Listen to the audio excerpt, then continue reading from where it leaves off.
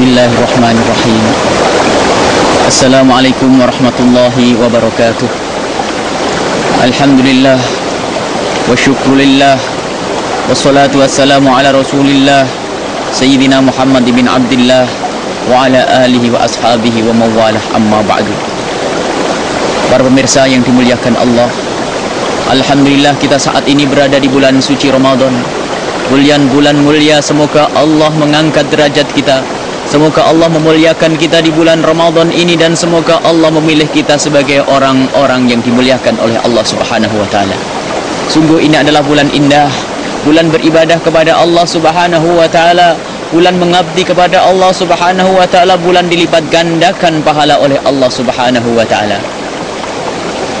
Allah Subhanahu wa taala pernah berfirman di dalam Al-Qur'an, Ya ayyuhalladzina amanu kutiba alaikumusyamu kama kutiba alal ladzina min qablikum la'allakum tattaqun.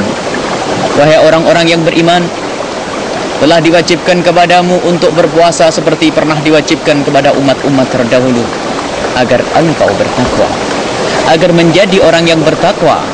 Puasa, dengan berpuasa seorang bisa mendapatkan ketakwaan. Dengan berpuasa orang mendapatkan gelar muttaqun, orang-orang yang bertakwa. Ada apa dengan puasa?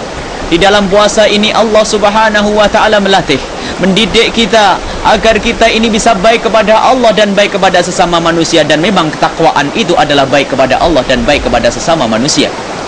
Orang yang bertakwa adalah orang yang bisa menjalin hubungan baik kepada Allah, sekaligus bagaimana dengan tetangganya, bagaimana dengan saudaranya, bagaimana dengan orang tuanya, bagaimana dengan bawahannya, bagaimana dengan atasannya, bagaimana dengan teman bekerjanya. Maka ketahuilah, belum bertakwa jika orang ini baik kepada Allah saja, akan tapi ternyata jahil kepada teman, kepada tetangga tidak tegur sapa, kepada orang tua durhaka, kepada suami kurang ajar, kepada istri dia aniaya. Maka ini sungguh bukan orang yang bertakwa. Dan di dalam berpuasa ini kita telah dididik oleh Allah Subhanahu wa taala agar kita bisa melakukan satu kebaikan kepada Allah, yaitu dengan berpuasa. Yang berpuasa itu adalah kita menahan diri dari makan, dari makan dan minum, dahaga. Akan tapi ini bukan untuk manusia. Sebab kalau puasa untuk manusia, yang penting orang tidak melihat kita, beres. Kita di kamar mandi bisa menegak air minum sebanyak-banyaknya, atau keluar ke kota yang jauh kita makan kenyang di situ. Akan tapi ternyata di sini dituntut kejujuran kita kepada Allah Subhanahu wa taala. Jujur kepada Allah dimanapun kita berada. Allah melihat kita, maka dengan puasa kita berlatih jujur kepada Allah. Artinya harus kita kembangkan kejujuran kita kepada Allah. Allah menyaksikan kita dimanapun kita berada, maka puasa ini kita ini hanya untuk Allah. Dan Allah yang telah berjanji akan membalas puasa ini dengan pahala yang berlipat ganda. Jadi dengan puasa kita berlatih bagaimana berbuat baik kepada Allah. Dan lebih dari itu, dengan berpuasa kita akan merasakan lapar. Beginilah rasanya lapar, orang-orang yang lapar, fakir, miskin, orang yang sakit, agar bisa kita ikut merasakannya. Untuk menumbuh suburkan di dalam hati kita rasa kebersamaan, rasa untuk kita mencintai sesama, rasa untuk kita ingin membantu kepada yang lainnya. Dengan berpuasa, ketahuilah orang dahaga, orang lapar seperti itu rasanya, orang sakit seperti itu. Maka Anda yang mampu, Anda yang sehat, pikirkan yang sakit dan yang tidak mampu. Ayo dibantu agar kita mendapatkan ketakwaan.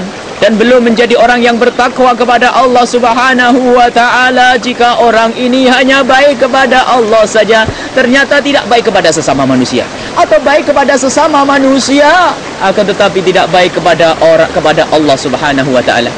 Baik kepada sesama manusia tapi tidak baik kepada Allah. Harus ada keseimbangan sebagai orang yang bertakwa, yang ahli sujud, yang ahli ibadah, ahli haji, ahli puasa. Ketahuilah, belum menjadi orang yang bertakwa kalau kita belum berbuat baik kepada sesama manusia.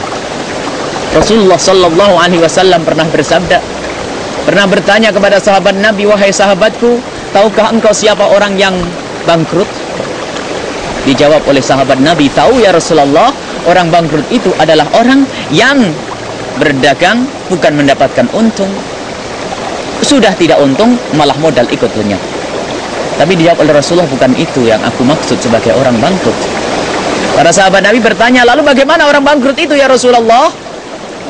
Dijawab oleh Nabi Muhammad sallallahu alaihi wasallam, orang bangkrut itu adalah orang yang datang dengan amal baik di dunia, ahli ibadah, ahli sujud, ahli haji, ahli umrah, ahli puasa, akan tapi ternyata waqad daraba hada wa syatama hada wa akhadha mala hada, telah memukul si A, telah menyakiti si B, telah mengambil hartanya si C, dia telah melakukan kedoliman, maka ia adalah orang bangkrut.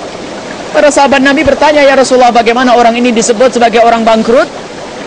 Dijawab oleh Rasulullah sallallahu alaihi wasallam, iya, orang ini di saat di hari kiamat hendak melenggang menuju surga dengan amal ibadahnya yang banyak ini, akan tapi ternyata banyak orang menjerit bergelantungan berkata, wahai malaikat, jangan masukkan orang itu ke surga. Malaikat bertanya, kenapa? Karena orang itu masih punya urusan denganku, wahai para malaikat. Orang ini punya urusan denganku, dia telah mengambil hartaku, kata satu orang. Yang lain berkata, dia telah menyakitiku dengan lidahnya. Yang lain lagi berkata, dia telah mengambil hartaku, dan begitu seterusnya. Kedoliman dilakukan oleh orang yang katanya ahli kebaikan. Anggap saja itu ustadz atau kiai yang sangat baik, akan tapi ternyata dia suka dolim kepada sesama. Kemudian malaikat menghadap kepada Allah, dan Allah memerintahkan agar membuat satu perhitungan.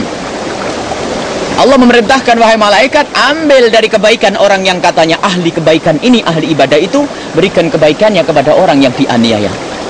Maka malaikat pun membuat satu perhitungan, maka diambil dari kebaikan orang yang katanya ahli kebaikan ini, diberikan kepada orang yang dianiaya. Engkau yang pernah dipukul, kau terima dengan ini. Ini amal ibadahnya akan kuberikan kepadamu. Maka orang itu ridho. Dan yang satu lagi, saya wahai malaikat, maka diberi dengan kebaikan orang yang ahli kebaikan ini. Dan begitu seterusnya, orang-orang yang dianiaya itu diberi kebaikan dari orang yang katanya ahli kebaikan ini tersebut. Sampai amal baiknya ini habis, ternyata yang didolimi, yang dianiaya masih banyak. Lalu orang-orang menuntut, wahai malaikat, bagianku mana? Malaikat bingung menghadap kepada Allah, dan diperintahkan oleh Allah, ambil kejelekan dari orang yang dianiaya itu, dari orang yang disakiti itu, dari orang yang didolimi itu, tumpangkan kepada orang yang katanya ahli kebaikan tersebut.